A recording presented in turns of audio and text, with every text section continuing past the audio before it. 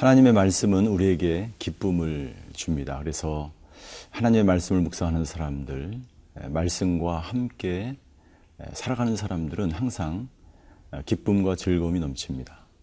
환경이 어떨지라도, 걱정과 근심이 다가올지라도 그것을 이기게 할 수 있는 능력은 바로 말씀인 것입니다.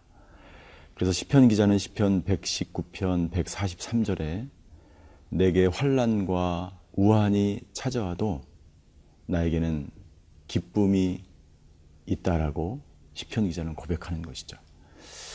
일주일간 말씀과 함께 살아가시는 저와 여러분이 되시기를 바랍니다. 왜냐하면 세상의 모든 걱정과 근심을 이길 수 있는 능력이 바로 기쁨에 있고, 그 기쁨은 말씀을 묵상하는 데 있기 때문입니다.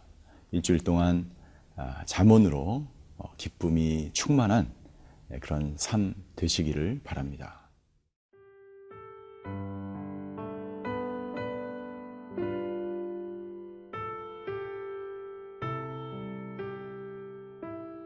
잠언 29장 1절에서 14절 말씀입니다.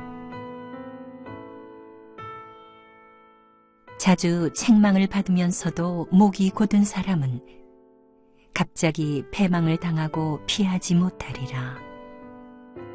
의인이 많아지면 백성이 즐거워하고 악인이 권세를 잡으면 백성이 탄식하느니라.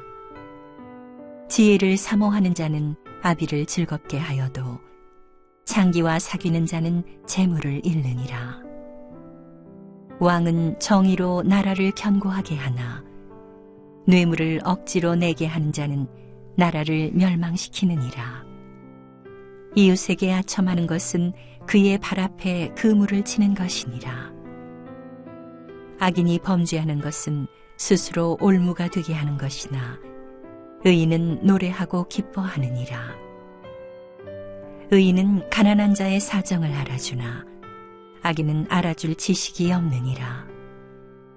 거만한 자는 성읍을 요란하게 하여도 슬기로운 자는 노를 그치게 하느니라. 지혜로운 자와 미련한 자가 다투면 지혜로운 자가 노하든지 웃든지 그 다툼은 그침이 없느니라. 피 흘리기를 좋아하는 자는 온전한 자를 미워하고 정직한 자의 생명을 찾느니라. 어리석은 자는 자기의 노를 다 드러내어도 지혜로운 자는 그것을 억제하느니라. 관원이 거짓말을 들으면 그의 하인들은 다 악하게 되느니라. 가난한 자와 포악한 자가 섞여 살거니와 여호와께서는 그 모두의 눈에 빛을 주시느니라. 왕이 가난한 자를 성실히 신원하면 그의 왕위가 영원히 견고하리라.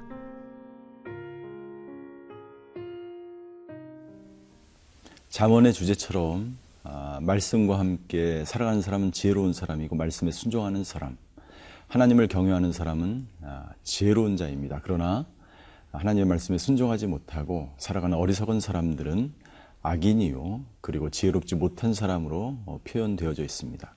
오늘도 계속해서 본문에 지혜로운 사람과 어리석은 사람을 계속해서 비교하고 있습니다.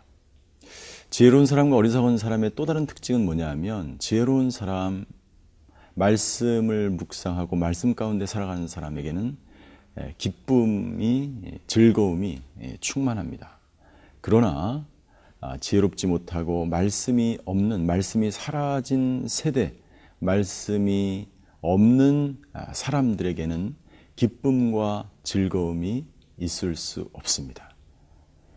말씀이 사라진 나라와 말씀이 사라진 공동체와 말씀이 사라진 가정도 마찬가지겠죠. 말씀은 우리에게 기쁨을 주고, 말씀은 바로 예수님의, 하나님의 살아계신 음성으로 우리의 길을 인도하고 저와 여러분의 모든 앞길을 인도하고 분별하게 하기 때문에, 말씀에 의해서 살아가는 사람들은 그 말씀으로 인해서 충분히 즐거울 수 있습니다. 오늘 본문에 보면 2절과 3절과 6절에 보면 기쁨, 즐거움이라는 단어가 계속해서 반복되어져 나오고 있는 것을 알 수 있습니다. 2절에 보니까 의인이 많아지면 백성이 즐거워하고 반대로 악인이 권세를 잡으면 백성이 탄식한다라고 기록하고 있습니다. 교회에도 말씀을 묵상하는 사람들이 많으면 그 공동체는 건강합니다. 즐겁습니다. 활력이 있습니다. 그러나 그 교회나 그 나라를 악한 사람들이, 말씀이 없는 사람들이 권세를 잡으면, 권력을 가지고 힘을, 파워를 행사하면 그 공동체와 그 교회와 그 나라는 기쁨과 즐거움이 없게 된다고 하나님은 오늘 우리에게 말씀하고 있습니다. 3절에도 보면 지혜를 사모하는 자는 아비를 즐겁게 합니다. 부모님을 즐겁게 합니다. 그러나 창기와 사귀는 자, 이 창기는 세상을 말하는 것이겠죠. 하나님이 주어주시지 않은, 하나님께로부터 오지 않은 그러한 것들과 사귀는 자는 재물을 잃게 됩니다. 재물을 잃으면 즐거워할 사람은 아무도 없겠죠. 6절에도 계속해서 나옵니다. 의인은 노래하고 기뻐하느니라. 그러나 악인이 범죄하는 것은 스스로 올무가 되게 하는 것이다. 스스로 올무가 된다는 것은 무슨 말입니까? 올무는 짐승을 잡기 위해서, 가두기 위해서 쳐놓은 그물과 같은 것이죠. 그런데 그 그물에 잡힌 그물, 사람이든 동물이든 즐거워할 사람은 없을 것입니다. 여러분들, 우리가 어떻게 올무를 피하고 우리가 어떻게 세상과 사귀어서 재물을 잃는 상황을 피하게 되고 우리가 어떻게 탄식하지 않고 살아갈 수 있는 비결은 무엇입니까? 그것은 말씀을 묵상하며 살아가는 것입니다.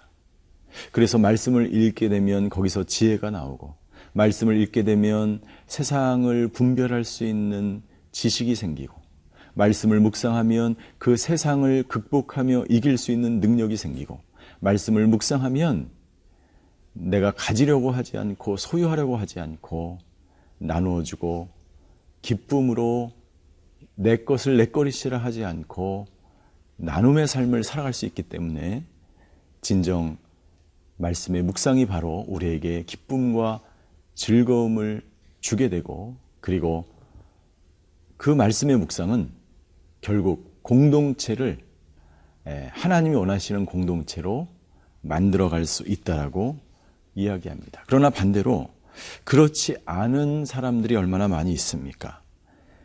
자주 책망을 받으면서 목이 곧은 사람, 1절. 그리고 4절에 보니까 뇌물을 억지로 내게 하는 자. 이거 재물에 탐심이 많다는 거죠. 그리고 이웃에게 아첨하는 것. 이 모든 것들은 사실은 어리석은 행동이요. 그렇게 행동하는 사람을 가만히 들여다보면 말씀 가운데 거하지 않고 말씀을 묵상하지 않는 사람이 굉장히 많습니다. 그렇게 되면 그 본인도 기쁨이 없고, 그리고 그 공동체도 기쁨이 있을 수 없겠죠. 말씀의 묵상 가운데 살아가시는 저와 여러분 되시기를 바랍니다.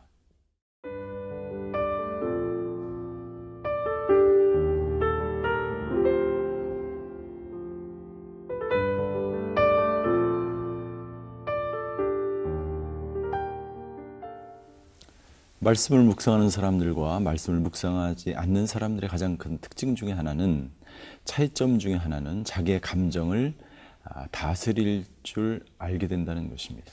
하나님은 우리에게 여러 가지 감정을 주셨습니다. 분노하는 것, 슬픔, 우리가 보통 생각하는 부정적인 감정들, 그 모든 것들도 하나님이 인간에게 주신 우리 마음 가운데 있는 감정들입니다. 그러나 말씀을 묵상하게 되면 그 감정을 다스리게 되고, 감정을 다스리는 사람은 결국에 리더로서 그 공동체를 평안하게 이끌어 나갈 수 있는 것이죠. 오늘 특별히 지혜로운 자는 분노를 다스리고 다툼을 다스릴 수 있는 사람입니다. 마찬가지로 말씀을 묵상하는 사람은 자기의 감정을 다스리고 마음을 다스릴 줄 알기 때문에 분노의 감정이 일어나도 분노가 없을 수는 없겠죠. 그러나 분노의 감정이 일어나도 그 감정 때문에 다툼으로까지 이어지지 않을 수가 있습니다. 그러나 어리석은 사람은 하나님의 말씀 가운데 뿌리 내리지 못하기 때문에 자기의 감정을 조절할 수 없고 자기의 감정을 조절하지 못하면 결국 그 감정을 반드시 드러내서 특별히 오늘 다루고 있는 분노의 감정이 다툼으로까지 이어지게 되는 것을 오늘 하나님은 우리에게 말씀하고 있습니다. 사실 분노는 하나의 에너지이고 이 에너지가 좋은 곳에 사용되어지면 의로운 곳에 사용되어지면 정말 아름다운 결과를 맺습니다. 그러나 이 에너지가 안 좋은 곳에 사용되어지고 자신의 개인의 탐욕과 그리고 공동체가 아니라 이기적인 욕심에 의해서 나오는 그 분노의 감정은 반드시 공동체를 해하고 다른 사람을 힘들게 하고 그리고 결국에는 다툼으로 이어져 갈 수밖에 없는 것이죠. 8절에 보면 거만한 자는 성읍을 요란하게 하여도 슬기로운 자는 노를 그치게 한다라는 것입니다. 분명히 공동체가 시끄럽거나 또 내가 속해 있는 교회가 시끄러운 것은 지혜롭지 않은 자 때문입니다. 그러나 또한 지혜로운 자는 그 거만한 자, 지혜롭지 않은 자들을 지혜롭게 다스릴 줄 아는 리더에 의해서 그 공동체는 평안을 유지할 수 있는 것이죠. 지혜로운 자가 많은 곳, 지혜로운 자가 많은 공동체는 어떻게 해서든지 화해하려고 하고 하나 되려고 하고 자기 것을 이기적인 욕망에 의해서 구하지 않습니다. 그러나 어리석은 사람들은 어떻게 해서든지 자기의 이익만을 구하기 때문에 결국 다툼을 일으키게 되는 것이죠. 11절입니다. 어리석은 자는 자기의 노를 다 드러낸다고 하는 것입니다. 그러나 지혜로운 자는 그것을 억제할 줄 아는 사람입니다. 무엇으로 우리의 감정을 억제할 수 있겠습니까? 그것은 말씀입니다. 하나님이 말씀을 주신 이유가 있습니다. 그리고 그 분노하는 것도 사실은 자기 의로움이 많을 수가 있습니다.